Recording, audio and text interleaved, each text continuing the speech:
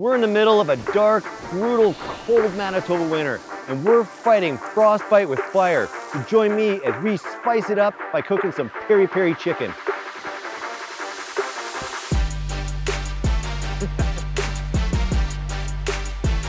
I gotta do it. I've been triple dog dared.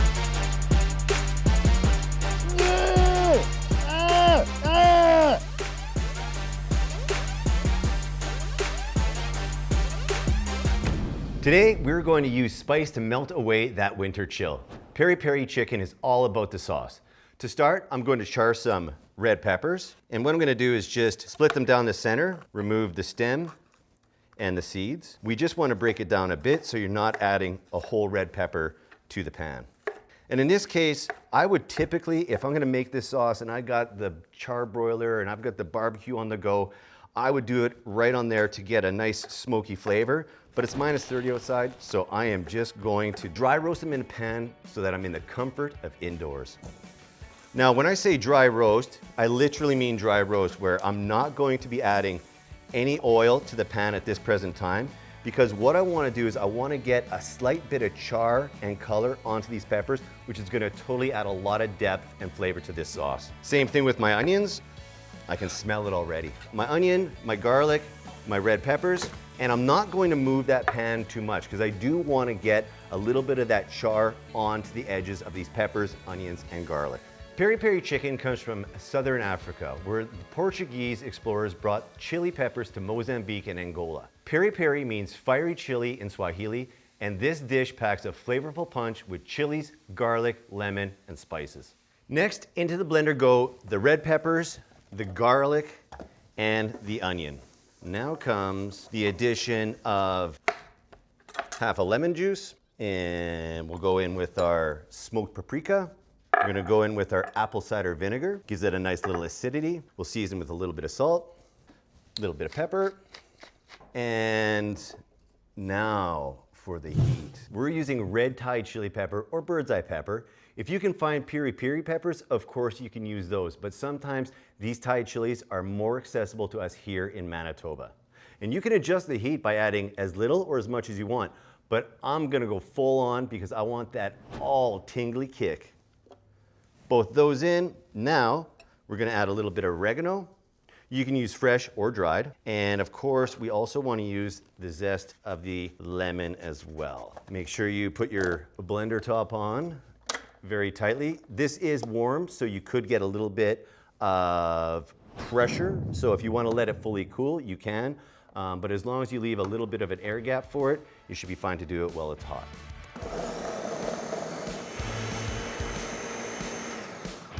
I'm just gonna scrape down the sides to make sure everything gets nicely pureed. Oh, that smell already is wonderful. I smell the heat, I smell the flavor. I smell the love, I smell the passion.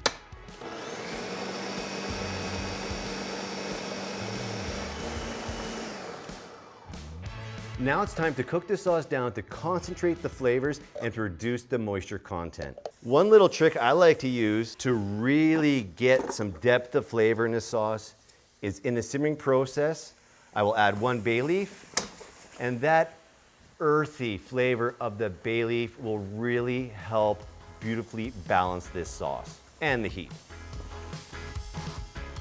Manitoba made, farmer backed. Thanks to sponsors like Manitoba chicken producers, GreatTasteMB.ca is your home for local recipes, YouTube cooking videos, and stories that connect you to Manitoba farmers. Every Friday, new videos and recipes go live. Great Taste shows you Manitoba food from every angle, from where it begins to how it's shared. Now that our sauce is cooked for about 30 minutes, I've let it cool slightly, removed the bay leaf, and it's time to go back into the blender. Now, what I'm going to do is add the remaining lemon juice and lemon zest. And the reason I leave that out for this final blend is to really keep that vibrance and freshness of that lemon juice. As well, I'm going to add a little bit of canola oil, stream it in slowly.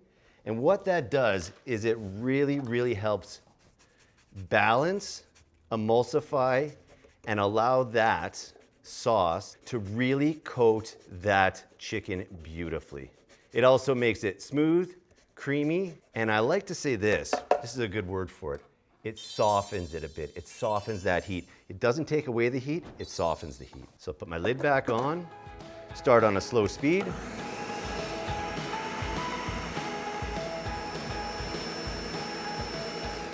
Once you've done your final blend for this sauce, you simply just want to add it to a bowl or a container and place it into the fridge and fully chill it before applying it to your chicken. And now it's time for our chicken. I'm going to reserve half of the peri peri sauce for later, and I'll use the remaining sauce to marinate our chicken in the refrigerator overnight.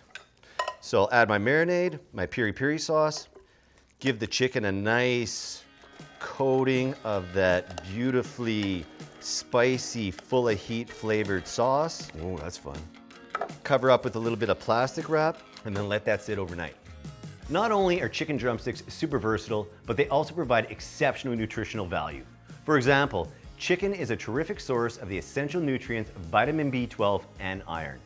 Both nutrients are important for ensuring the regeneration of healthy red blood cells. And dark meat contains even more iron than white meat. Okay, so traditionally peri peri chicken would be grilled over an open flame, and you all know I love cooking outdoors. But let's be honest, it's miserable out there right now. So I'm gonna do these in a 400-degree oven where I will baste them every 15 minutes. Oh, hello, oven. To keep them nice and moist and really help build that flavor. Bake the chicken until the meat thermometer inserted into the thickest part of the drumstick reads 165 degrees Fahrenheit. Then you'll know they are perfectly cooked and ready to enjoy. All right, time to serve these up with a little bit of the reserved peri peri sauce for dipping. And now it's time to taste these bad boys. Woo! Oh my God. Just that perfect right amount of tangy heat. You know, the citrus from the lemon, that spice from the pepper. This is totally going to melt away your winter blues. And trust me, this sauce does not mess around. I'm getting messy, but it don't mess around. If you want to bring some serious heat to your own winter table, don't forget to like, subscribe, and hit the bell so you never miss a great taste recipe. Let us know in the comments, what are your favorite spicy dishes to cook during the cold winter months? I don't have anything in my teeth, do I? I feel like there's no close-up. I feel like I got chicken peri peri all over the